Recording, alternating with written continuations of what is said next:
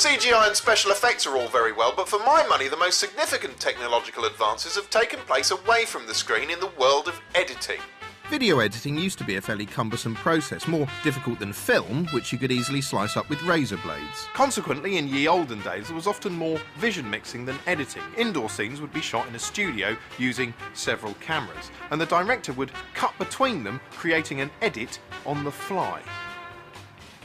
Exterior scenes used to be shot on 16mm film because it was easier to edit. That's why a lot of old shows, especially comedies, had such a different feel whenever they cut to an outdoor location.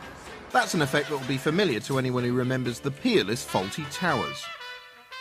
True to subversive form, Monty Python even used it as the basis for a very clever sketch. Gentlemen, I have bad news.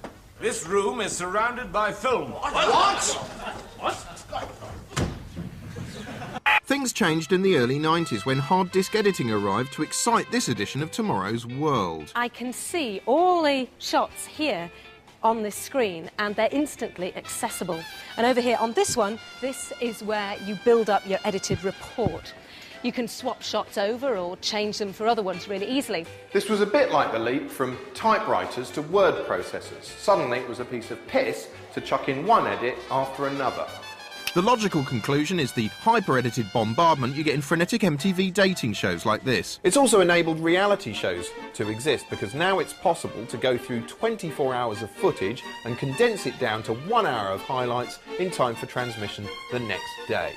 Of course, the pressure of time and the need to tell a story means you often end up with a crude caricature of real life, a condensed bullet point version of events that can be easily manipulated to tell almost any story you like. To demonstrate this, we decided to make our own reality show in miniature.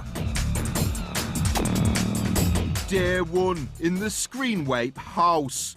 The first flatmate to arrive is children's entertainer Jim Bob. Oh, wicked.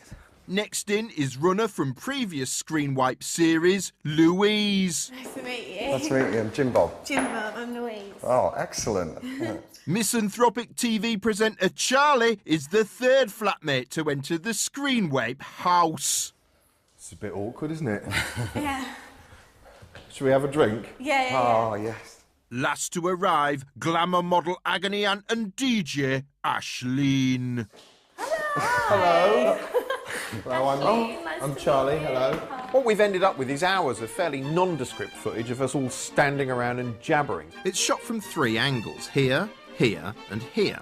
And we've also got interviews in which each of the flatmates say what they thought of each other. Using these ingredients, we can tinker to an absurd degree. If we want, we can hunt through it for moments where it looks like Ashleen's flirting with me, as well she might. Here's one. Here's another one. Oh, and here's another. Oh, she bloody wants me. Or we could just cherry-pick the moments where it looks like she's not that impressed at all. That's just highlighting a particular aspect. If we want, we can be more devious than that. For instance, here, I get away with telling a pretty lame joke. What's red and invisible? I don't know. No tomatoes. But if we want, we can join the start of that moment to another moment that actually happened later on, and suddenly I seem to die on my arse. What's red and invisible? I don't know. No tomatoes.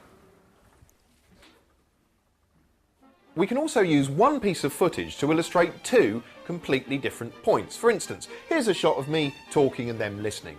Doesn't tell you much, but if we run it in conjunction with a positive sounding soundbite, suddenly it takes on a different meaning. And he's quite attractive in a kind of weird, quirky way. He's very engaging. You know, he captures your attention. Quite like that. And if we change that soundbite, well, suddenly the meaning changes with it.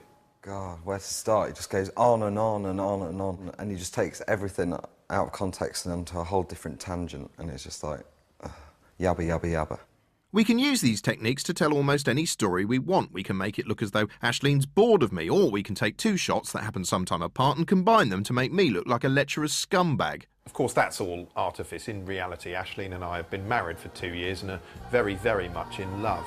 Ever and ever, forever and ever, you'll be the one that shines on me like the morning sun. All right, that's a lie as well. We had to pay her just to turn up. And even then we had to prop a picture of Richard Madeley up in her eye line so she could pretend it was him she was hugging and not me.